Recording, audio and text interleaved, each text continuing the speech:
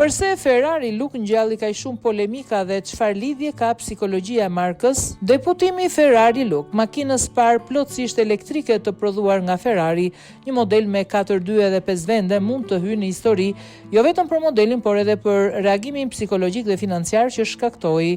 Pas prezantimit modelit i dizajnuar në bashkëpunim me studion e themeluar nga John Ive, dizajneri legjendar, pas iPhone dhe Max, aksionet e Ferrarit në bursë pësuan një goditje të fortë duke humbur rreth 6%, por mbi të gjitha, një pjesë e fansave më purist të Cavallino rampante reaguan sikur përballeshin me një sakrilegj, një Ferrari elektrike heshtur me 4 dyer e menduar edhe për jetën e përditshme. Skandal. Por si është e mundur që një makinë mbi 1.000 kuaj fuqi dhe me çmimin 550.000 eurosh të gjeneroj një reagim kaq emocional? Përgjigjja nuk gjendet vetëm në kofano, por në psikologjinë e markave. Kur një makinë ikonike ndryshon gjuhë shumë shpejt, publiku nuk gjykon vetëm produktin, gjykon koherencën e identitetit që ajo markë përfaqëson.